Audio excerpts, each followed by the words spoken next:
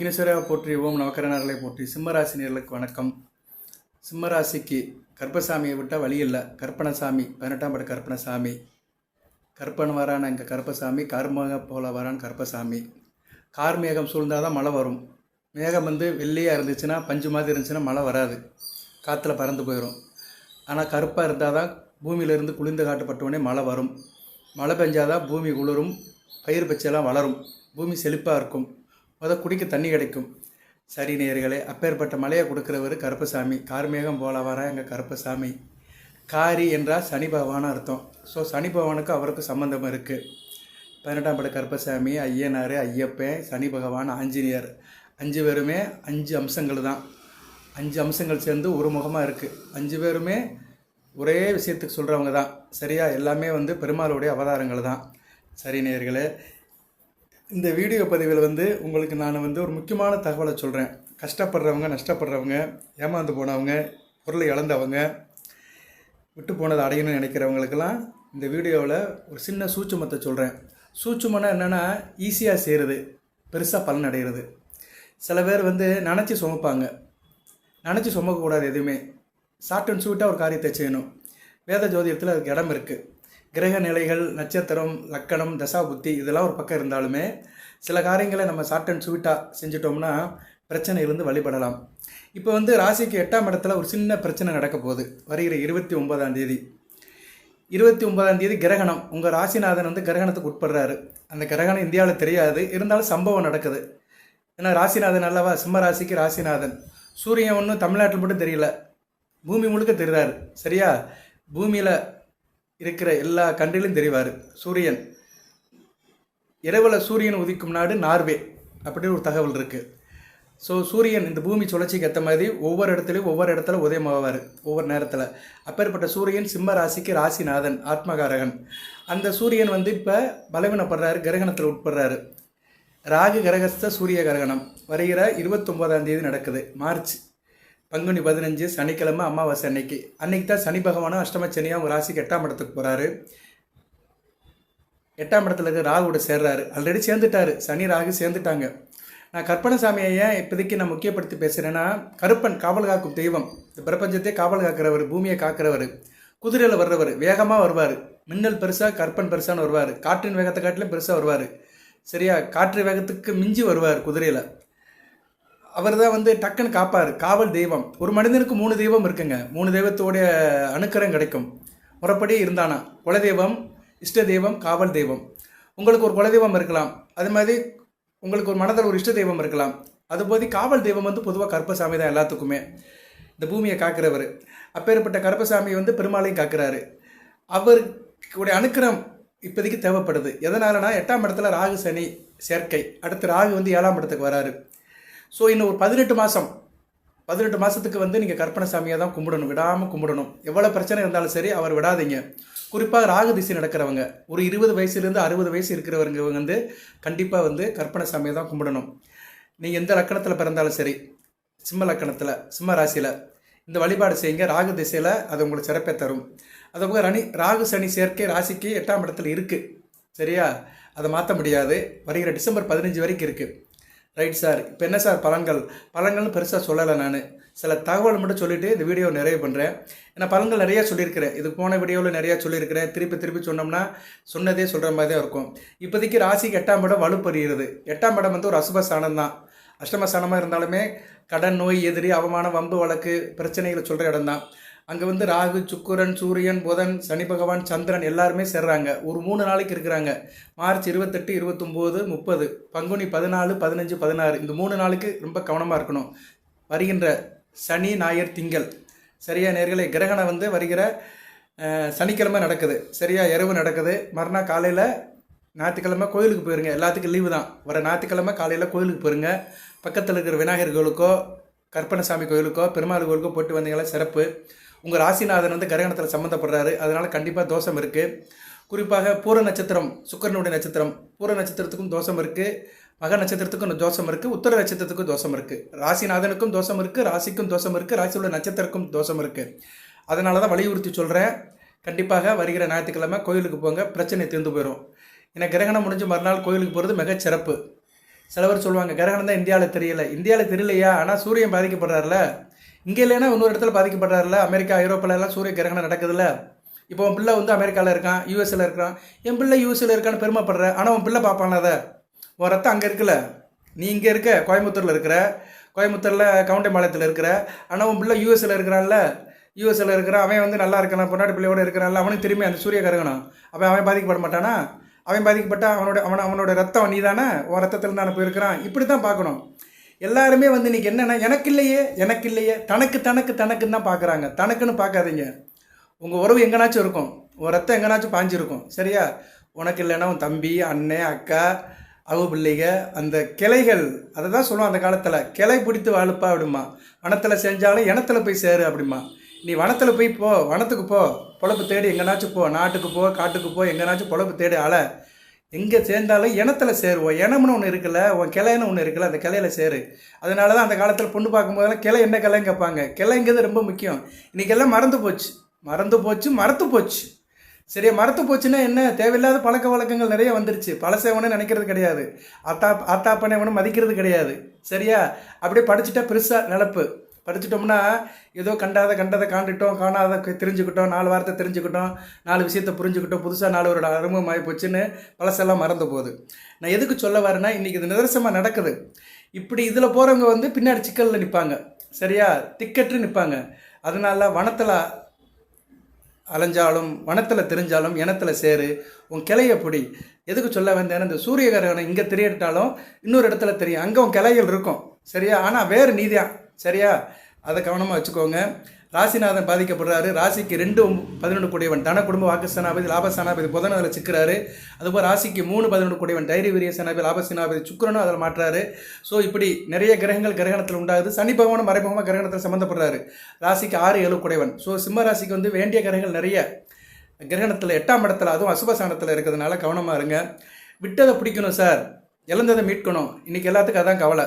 நடுத்தர மக்கள், பிலோ ஆவரேஜாக இருக்கிறவங்களுக்குலாம், சார் நான் நிலம்பெல்லாம் வச்சுருந்தேன் சார், எல்லாம் போயிடுச்சு சார். கார் வச்சுருந்தேன், போயிடுச்சு சார்.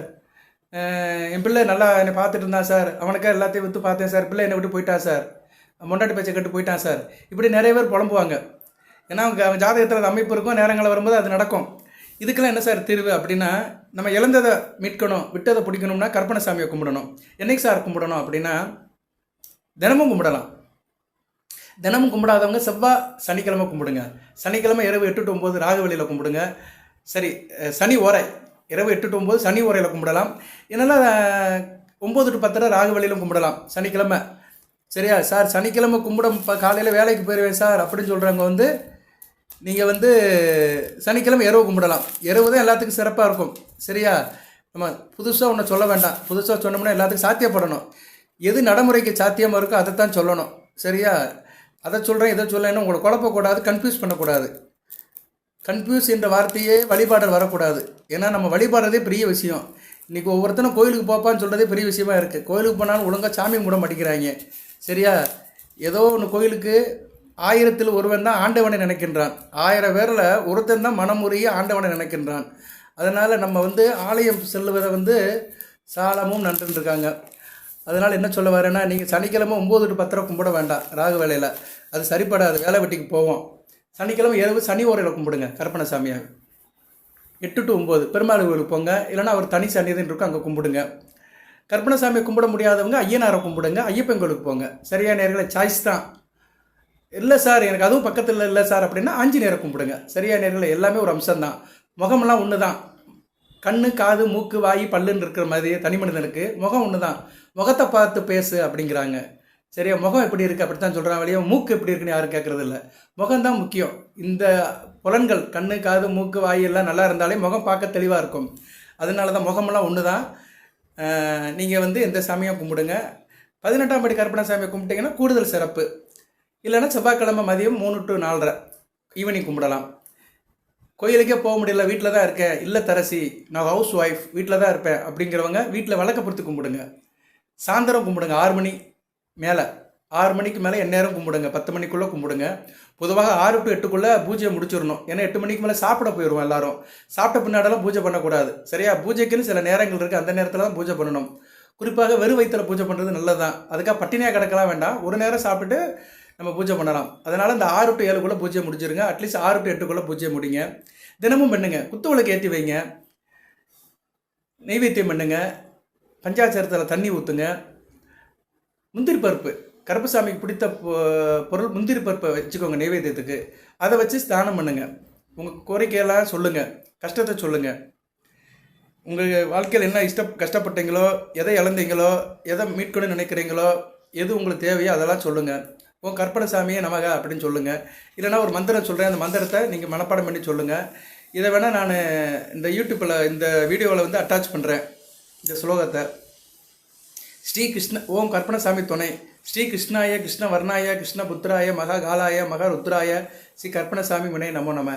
கற்பனசாமி வந்து கிருஷ்ணனாகவும் இருக்கிறாரு, ருத்ரனாகவும் இருக்கிறாரு, சிவனாகவும் இருக்கிறாரு. அவர் பார்த்தீங்கன்னா நாமம் போட்டிருப்பார். ஆனால் அவர் சன்னதியில் வந்து விபூதி தான் கொடுப்பாங்க. விபூதி வந்து சிவனுடைய அம்சம்.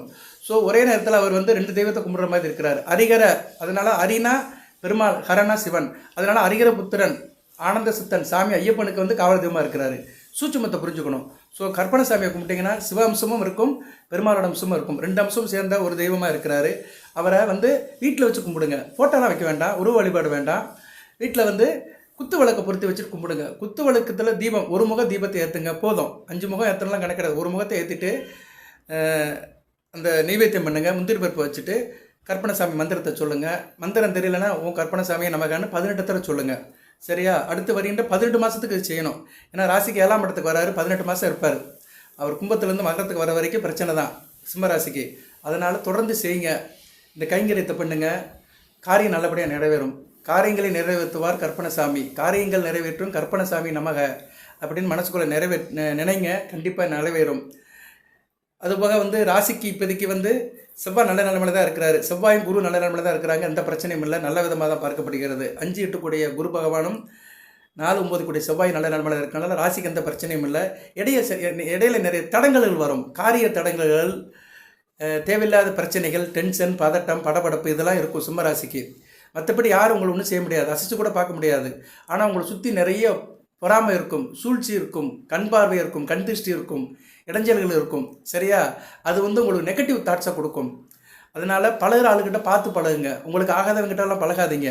உங்களுக்கு பிடித்தவங்ககிட்ட பழகுங்க. சில பேர் வந்து நமக்கு ஆகாதவனாக இருப்பான், அவனை பார்த்துட்டோன்னு வச்சுக்கோங்களேன், நம்மளால் இயல்பாக இருக்க முடியாது. அதைத்தான் நெகட்டிவ் வைப்ரேஷன் அப்படிங்கிறோம். அவன் எதை சொன்னாலுமே எதிர்மறையாகவே பேசுவான். அவங்ககிட்டலாம் சேராதீங்க. நிறைய பேருக்கு தெரிய மாட்டேங்குது இன்றைக்கி. அது சாமானியப்பட்ட மக்களுக்கு தெரிய மாட்டேங்குது. கண்டவங்கிட்டலாம் பழகுறாங்க. அவன் வந்து மனசுக்குள்ளே 1008 வன்மம் வச்சுருப்பான். அவன் பார்த்தாலே அந்த இடம் தீர்ந்து போயிடும். ஃபோனை கொடுத்தோன்னு வச்சுக்கோங்களேன், வாங்கி ஃபோனை பார்த்தானா மறுநாள் சாயந்தரம் ஃபோன் உடஞ்சி போயிடும்.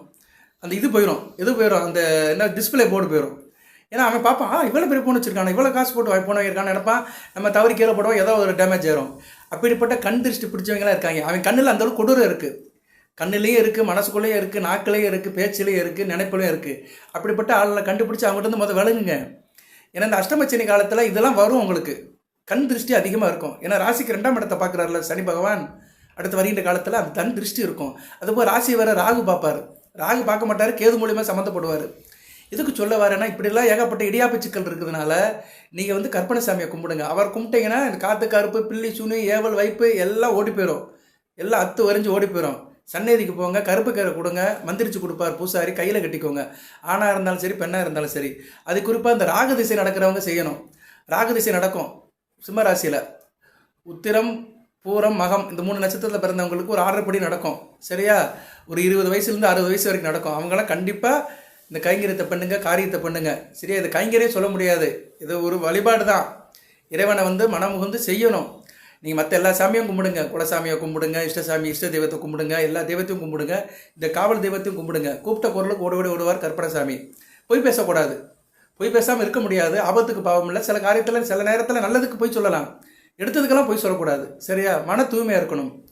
இந்த உலகத்தில் பிறந்துட்டோம், ரொம்ப சுத்தமாலாம் இருக்க முடியாது, பரிசுத்தமாலாம் இருக்க முடியாது. சில பேர் சொல்லுவான், நான் பரிசுத்த ஆவிக்கு சொந்தக்காரம்மா. யாராலும் பரிசுத்தமாக இருக்க முடியாதுங்க. கோயில் பூசாரியாக இருந்தாலும் அவர் மனசுக்குள்ள ஒரு எண்ணம் இருக்கத்தான் செய்யும். பெரிய ஞானியாக இருப்பார், பெரிய மகானாக இருப்பார், அவர் மனசுக்குள்ள ஒரு எண்ணம் தான் இருக்கும். மனிதனாக பிறந்துட்டோம்னா எவர் கிரியனாக இருக்கவே முடியாது. எல்லாருக்கிட்டையும் ஒரு எண்ணம் இருக்கும், ஒரு தொங்கல் இருக்கத்தான் செய்யும். அதுக்குள்ளே இஷ்டப்பட்டு தான் மனுஷன் வாழ முடியும். சரியா நேர்களே? எனக்கு எதுவும் வேணான்னு சொல்லவே இந்த ஊரை விட்டு போயிடுவான், அட்லீஸ்ட் இந்த உலகத்தை விட்டு போயிடுவான். இங்கே பிரபஞ்சத்தில் இருக்கிறோம், இந்த மனிதனுக்குள்ளே சம்மந்தப்பட்டு இருக்கிறோம், இந்த லவ்விய வாழ்க்கையில் சம்மந்தப்பட்டு இருக்கோம்னா மனசுக்குள்ள ஒரு எண்ணம் இருக்க தான் செய்யும். ஆனால் அந்த எண்ணம் வந்து நியாயமான எண்ணமாக இருக்கணும். சரியா? எல்லாத்துக்கும் பொதுவான எண்ணமாக இருக்கணும். தனக்குன்னு இருக்கக்கூடாது. தனக்குன்னு இருந்துட்டால் அவங்ககிட்ட எதுவுமே இருக்காது. அவன் தனியாக பிரிஞ்சு போயிட்டான்னு அர்த்தம். ஸோ பொதுவாக, இயல்பாக, யதார்த்தமாக எல்லாரும் நல்லா இருக்கணும்னு நினைக்கிறவங்க வந்து மிகச்சிலர் தான் இருக்கிறாங்க. அவங்கள ஒருத்தர் வந்து நல்வழிப்படுவாங்க. சரியா? அவங்கள தான் வந்து மகான்னு சொல்லணும். சரியா நேர்களே? பட் அவர் மனசுக்குள்ளே ஒரு என்ன இருக்கும், அவருக்கும் பசிக்கும்ல, பசிச்சா சாப்பிடுன்னு நினைப்பார்ல. இப்படி நிறைய சொல்லிட்டே போகலாம். எதுக்கு சொல்ல வரேன்னா, இன்றைக்கி பற்றற்றவன் யாருமே கிடையாது. எல்லாத்துக்குமே ஒரு விஷயத்தில் பற்று இருக்கும், ஒரு தொங்கல் இருக்கும். தொங்கல் இல்லாத மனுஷன் யாருமே கிடையாது. அதனால் நீங்கள் வந்து இந்த பரிசுத்த ஆவி, நான் நேர்மையானவன், நான் பரிசுத்தமானவன் அப்படின்னு யாரும் தன்னை சொல்லிக்க முடியாது. இங்கே யாருமே கிடையாது, என்னையும் சேர்த்து. அதனால் எதுக்கு சொல்ல வரேன்னா, நம்ம ஏதோ ஒரு கமிட்மெண்ட்டில் இருப்போம். மனசுக்குள்ளே ஒரு ஏக்கத்தாக்க இருக்க தான் செய்யும். எது இருந்தாலுமே இறை வழிபாடு பண்ணும்போது பரிசுத்தமாக இருக்கணும், எபோ ஆவரேஜாக இருக்கணும். சரியா? எல்லாரும் நல்லா இருக்கணும் இறைவா அப்படின்னு சொன்னாலே போதும். எல்லோரும் சொல்லும் போது அதில் நம்மளும் வந்துடுறோம். சரியா? அப்படி நினச்சி வழிபாடுங்க, நல்லது நடக்கும். சரியா? அதுபோக உங்கள் குறை நிறைகளை சொல்லுங்கள். ஒவ்வொருத்தரும் விதமாக கும்பிடுவாங்க. சில நேரம் நான் கோயிலுக்கு போனேன்னா ஏன்டா கோயிலுக்கு போனேன்னு நினைப்பேன். அந்தளவுக்கு அங்கே வழிபாடு பண்ணுவானுங்க, கத்துவானுங்க, தான் குறைய சொல்வானுங்க. அது மற்றவங்களும் வந்திருக்கிறாங்களே, அவங்களும் சந்தோஷமாக சாமி கும்பிடுன்னு நினைக்க மாட்டாங்க. கூச்சல் போடுறது, கும்மாளம் அடிக்கிறது, தான் குறைகளை கத்தி சொல்கிறது, சாமி பேரை வந்து அகோரமாக சொல்கிறது, இப்படிலாம் சாமி எந்த சாமி நினைக்கல. கோயிலுக்கு போனால் அமைதியாக கும்பிடுங்க. சரியா நேர்களே? மந்திரத்தை வந்து நீங்கள் சொல்லுங்கள், உங்கள் காது கேட்டால் போதும். உங்கள் வாய் சொல்லி உங்கள் காது கேட்டாலே போதும். அடுத்தவன் கேட்கணும், அடுத்தவனை கவரணும்னு நினச்சாலும் சாமி கும்பிட வேண்டாம். நிறைய நடக்குது. இப்படி சொல்லிகிட்டே போகலாம். எதுக்கு சொல்ல வரேன்னா, சிம்ம ராசிக்கு அஷ்டம சனியில் சனி பகவானும் 7ஆம் இடத்துல ராகு வரதுனால இப்படி நிறைய காரியங்கள்லாம் செய்ய மாதிரி வைக்கும். நிறைய காரியங்கள் இடர்பாடுகள் இருக்கும். நீங்கள் சிறப்பாக செய்யணும், சீராக இருக்கணும்னாலே அது சீராக நடக்காது. ஏட்டிக்கு போட்டியாக போயெல்லாம் முடியும். அதுக்காக நீங்கள் இயல்பாக இருக்கணும், நேராக நடக்கணும், நேராக போகணும் அப்படின்னா கற்பனை சாமியை தான் கும்பிடணும். நான் சொன்ன வழிபாடை தயத்துக்கு பண்ணுங்கள், நல்ல விதமாக இருக்கும். வாழ்த்துக்கள் நேர்களே. அடுத்தடுத்து வீடியோ போடுறேன். இன்னும் நிறைய தகவல் இருக்குது. குரு பயிற்சி இருக்குது, அடுத்து ராகு பயிற்சி பயிருக்கு போடணும். சனி பயிற்சிக்கு போட்டுட்டேன் நான். குரு பயிற்சிக்கும் ராகு பயிற்சிக்கும் போடணும். ராகுவை பற்றி தான் கொஞ்சம் நிறையா சொல்லிட்டேன் இதில். நான் இனிமேல் சொல்ல வேண்டிய அவசியம் இல்லை. இருந்தாலும் லக்கண ரீதியாக கொஞ்சம் பிரித்து சொல்கிறேன். நான் 3 நட்சத்திரத்துக்கும் லக்கண ரீதியாக சொல்கிறேன். ராகு பயிற்சியெல்லாம் பெருசாக கிடையாதுங்க. ஒரு காலத்தில் ராகு அதுக்கெல்லாம் பயிற்சியே கிடையாது. ஏன்னா 2 பேத்துக்கும் சுய வீடு கிடையாது, ஆதிபத்திய விசேஷம் கிடையாது, காரகத்துவம் தான் உண்டு. ஸோ ஆதிபத்திய விசேஷம் இல்லாத கிரகங்களுக்கெல்லாம் பயிற்சி வந்து பெருசாக கிடையாது. அவர் சனி பகவான் வீட்டில் இருந்தார்னா சனி மாதிரி தான் செய்வார். கேது உங்கள் ராசியில் இருந்தார்னா சூரியன் மாதிரி தான் செய்வார். சரியா? இப்படி தான் பலன்கள் ராகுதலுக்கு இருக்கும். இன்றைக்கி அதை பெருசாக பில்டப் பண்ணுறானுங்க. இன்றைக்கி யூடியூப் எடுத்துட்டோம்னா அந்த பயிற்சி இந்த பயிற்சி தொட்டதுக்கெல்லாமே பலன் சொல்கிறானுங்க. பல்லு குத்துற விஷயத்துக்கெல்லாம் பெருசாக பேசுகிறாங்க. அப்படி அல்ல. ஜோதிடம் வந்து அறிவியல் கணிதம் தான். இதை வச்சு ஆன்மீகத்தை வச்சுக்கிறோம். இப்போ நான் 18 கற்பசாமி ஏன் கூப்பிட்றேன்னா, ராகு சனி சேர்க்கை உங்கள் ராசிக்கு 7 இடத்துல 8ஆம் இடத்துல இருக்கிறதுனால தான் அவரை வந்து நம்ம வணங்கணும்னு சொல்கிறோம். இந்த நிலவரம் மாறிடுச்சுன்னா வேறு சாமியை கும்பிடணும். சரியா? அட் ப்ரெசென்ட் அந்த சூட்சுமத்தை தெரிஞ்சுக்கணும். அதுதான் ரொம்ப முக்கியம். சூட்சுமத்தை தெரிஞ்சுக்கிட்டால் ஒளி கொடுக்குற மின்சாரம். ஒரு இருட்டுக்கு வந்து போக்கணும்னா அங்கே மின்சாரம் வரணும், இல்லைன்னா விளக்கு இருக்கணும். அது மாதிரி தான் நம்ம இருட்டை போக்கணும்னா அங்கே அதுக்கு தேவையான தெய்வத்தை கும்பிடணும். ஸோ ஜோதிடம் என்கிற அந்த அறிவியல் கணித சமன்பாடுக்கு வந்து ஆன்மீகம் வந்து ஒரு பக்கத்துணையாக இருக்கணும். ஆன்மீகம் இருந்தால் தான் அனைத்து வசப்படும். ஆன்மீகம் இல்லைன்னா யாருக்கிட்டே எதுவும் சொல்ல முடியாது, கேட்க மாட்டான். ஒருத்தரை படிக்க வைனா பள்ளிக்கூடத்துக்கு போனால் தான் படிப்பான். தெருவில் 10 பேர் உட்கார வச்சு படிக்க வைக்க முடியுமா? படிக்க மாட்டானுங்க. பிராக் பார்த்துட்டு இருப்பானுங்க. சரியா? போகிற வண்டி வாகனத்தை பார்த்துட்டு இருப்பானுங்க.